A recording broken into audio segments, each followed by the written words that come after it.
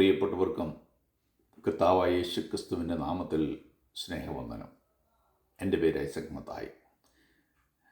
2 കൊരിന്ത്യർ ലേഖനം 11-ാം അധ്യായത്തിൻ്റെ 30-ാം വാക്യം. എനിക്ക് പ്രശംസിക്കണമെങ്കിൽ എൻ്റെ ബലഹീനതയെക്കുറിച്ച് ഞാൻ പ്രശംസിക്കുന്നു. സ്തോത്രം. ഏതൊരു മനുഷ്യനും തൻ്റെ ബലഹീനതയെ ഉയർത്തിക്കാട്ടാറില്ല. അത് മറ്റുള്ളവർ അറിഞ്ഞാൽ തനിക്ക് ക്ഷീണമായിരിക്കും എന്ന ചിന്തയായിരിക്കാം ഒരു പക്ഷേ. ഇവിടെ അപ്പോസ്തലനായ പൗലോസ് തൻ്റെ സ്വന്തം ശക്തിയിൽ പ്രശംസിക്കുന്നില്ല, തിരിച്ച് തൻ്റെ ബലഹീനതയെ ഉയർത്തി കാട്ടുന്ന കാര്യങ്ങളിൽ പ്രശംസിക്കുന്നു. തൻ്റെ ആപത്തുകൾ, തൻ്റെ ആകുല ചിന്തകൾ, തൻ്റെ കഷ്ടങ്ങൾ, പട്ടിണികൾ, ഇതിലൊക്കെയാണ് പ്രശംസിക്കുന്നത്. അപ്പോസ്തലനായ പൗലോസ് കൊരിന്ത് സഭയോട് പറയുന്നത്, ഞാൻ മറ്റുള്ള എല്ലാ അപ്പോസ്തലന്മാരെക്കാൾ അധികം അധ്വാനിച്ചിരിക്കുന്നു, എങ്കിലും ഞാനല്ല, എന്നിലുള്ള ദൈവകൃപയത്രേ. എന്നാൽ അത് താൻ തന്നെ ചെയ്തതല്ല, എന്നിൽ പ്രവർത്തിക്കുന്ന ദൈവകൃപയുടെ ശക്തിയാണ്. സ്തോത്രം. ഒരു വിശ്വാസി ഒന്നാമതായി പ്രശംസിക്കേണ്ടത് തൻ്റെ ബലഹീനതയിൽ ആയിരിക്കണമെന്ന് അപ്പോസ്തലനായ പൗലോസ് തൻ്റെ ജീവിതാനുഭവത്തിൽ നിന്നും ചൂണ്ടിക്കാണിക്കുന്നു.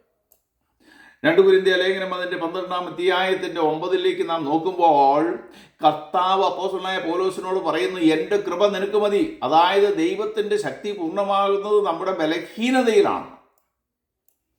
ക്രിസ്തുവിൻ്റെ ശക്തി തൻ്റെ മേൽ ആവസിക്കേണ്ടതിന് താൻ അതിസന്തോഷത്തോടെ തൻ്റെ ബലഹീനതകളിൽ പ്രശംസിക്കുന്നു.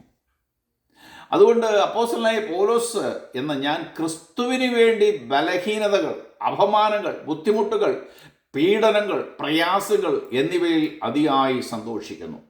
കാരണം താൻ ബലഹീനനായി തീരുമ്പോഴാണ് ദൈവം തന്നെ ശക്തനാക്കുന്നത്. സ്തോത്രം. യേശു കർത്താവ് ഗെത്സമനത്തോട്ടത്തിൽ വെച്ച് പ്രാർത്ഥിച്ചു, പിതാവേ, കഴിയുമെങ്കിൽ ഈ പാനപാത്രം എങ്കിൽ നിന്ന് നീക്കണമേ എന്ന്. സ്തോത്രം. എന്നാൽ പിതാവ് തൻ്റെ പുത്രൻ്റെ പ്രാർത്ഥനയ്ക്ക് ഉത്തരം നൽകിയോ? ഒരുപക്ഷെ നാം ചിന്തിച്ചേക്കാം ഇല്ലെന്ന്. എന്നാൽ ഉത്തരം നൽകി. മാനവരാശിയുടെ വീണ്ടെടുപ്പിനായി, രക്ഷയ്ക്കായി ഈ പാനപാത്രം കുടിക്കുക.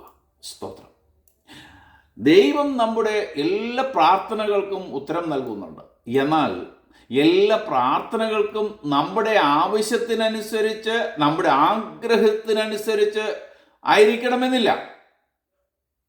ഒരുപക്ഷെ നാം ചോദിക്കുന്നത് പോലെയല്ല ദൈവത്തിൻ്റെ പക്കൽ നിന്നും ഉത്തരം ലഭിക്കുന്നത്. അപ്പോസ്തലനായ പൗലോസ് തൻ്റെ ശരീരത്തുള്ള ശൂലം നീങ്ങി പോകേണ്ടതിന് 3 വട്ടം പ്രാർത്ഥിച്ചു. എന്നാൽ നീങ്ങിപ്പോയില്ല. പക്ഷേ അത് സഹിക്കുവാനുള്ള ദൈവകൃപ നൽകി ദൈവം അപ്പോസ്തലനായ പൗലോസിനെ ശക്തീകരിച്ചു. സ്തോത്രം. അതുകൊണ്ട് കുറെ കൂടെ സന്തോഷത്തോടെ ദൈവത്തെ നമ്മുടെ ബലഹീനതകളിൽ പ്രശംസിക്കും. നമ്മുടെ ഈ ലോക യാത്രയിൽ ദൈവം അനുവദിക്കുന്ന ഓരോ പ്രയാസങ്ങളും, പരീക്ഷകളും, ആവശ്യങ്ങളും സ്തുതിയോടും സ്തോത്രത്തോടും കൂടെ സ്വീകരിപ്പാനുള്ള ദൈവകൃപയ്ക്കായി ഓരോ വിശ്വാസിയും കൂടുതൽ കൂടുതൽ പ്രാർത്ഥിക്കേണ്ടിയിരിക്കുന്നു.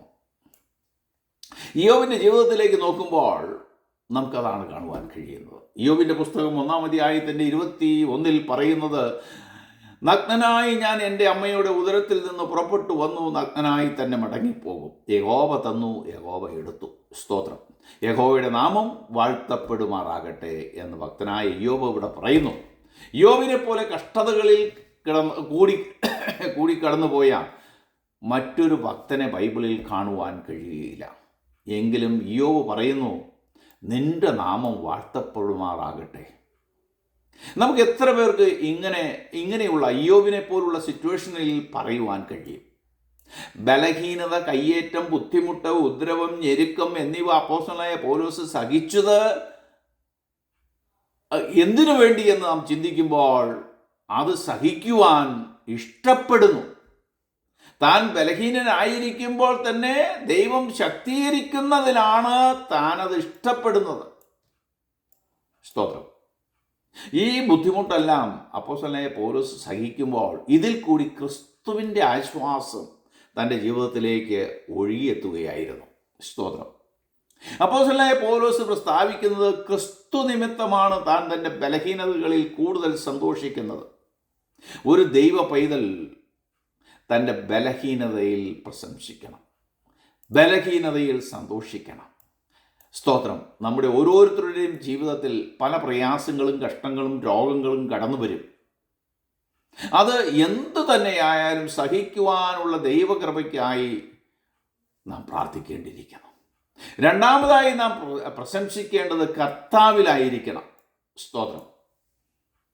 1 കൊരിന്ത്യ ലേഖനം 1-ാം അധ്യായത്തിൻ്റെ 31 പറയുന്നത്, പ്രശംസിക്കുന്നവൻ കർത്താവിൽ പ്രശംസിക്കട്ടെ എന്ന് എഴുതിയിരിക്കുന്നത് പോലെ.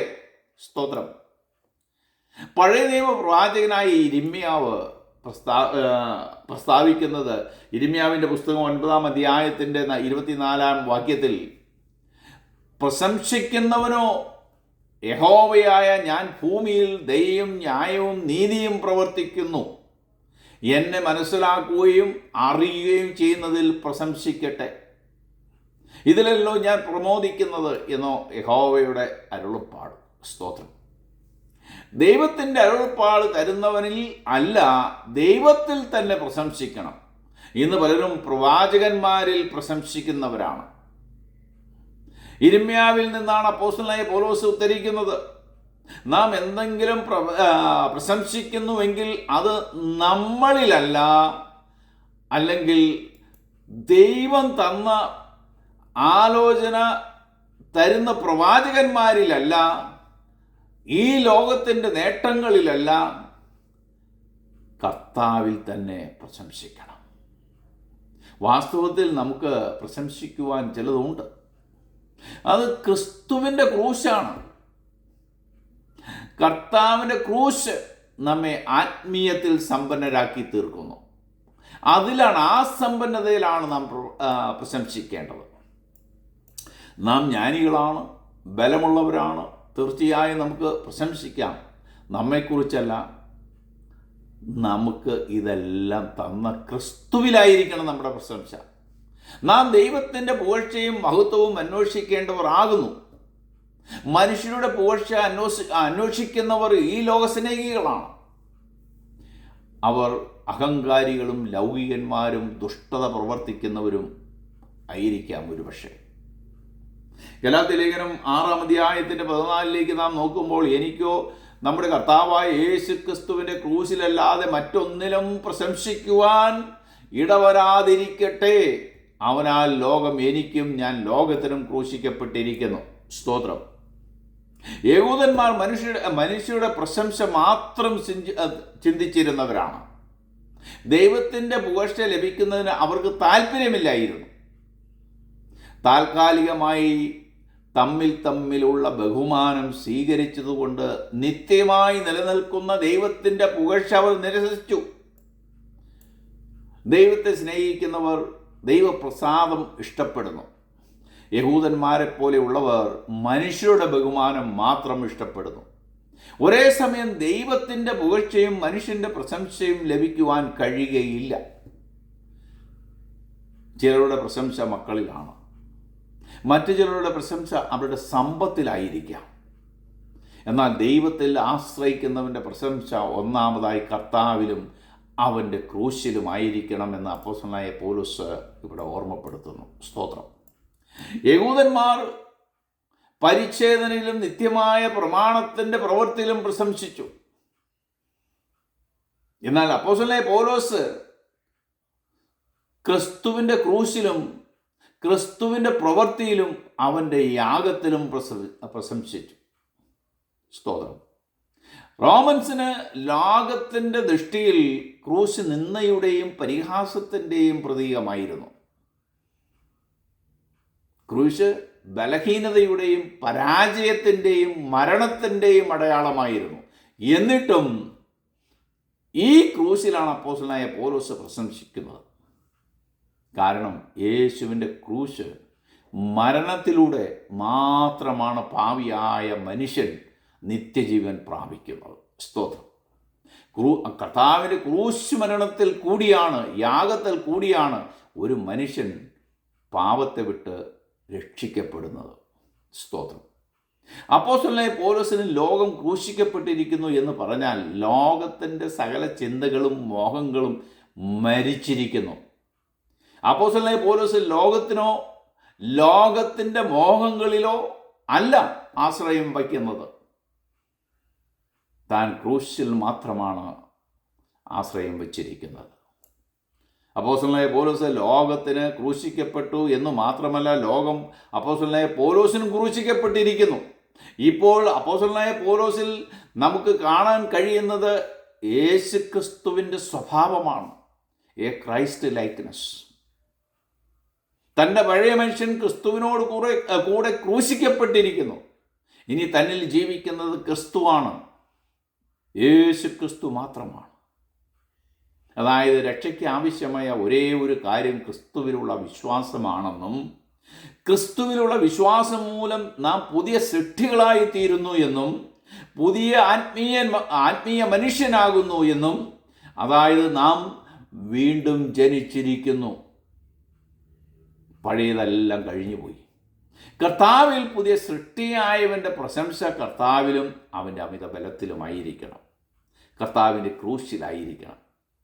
അതിനായി ദൈവം നിങ്ങളെ എല്ലാവരെയും സഹായിക്കട്ടെ, അനുഗ്രഹിക്കട്ടെ എന്ന് പ്രാർത്ഥിച്ചുകൊണ്ട് എൻ്റെ വാക്കുകളെ ചുരുക്കുന്നു. God bless you all. മറ്റൊരു വീഡിയോയുമായി നമുക്ക് വീണ്ടും കാണാം. ആമേൻ.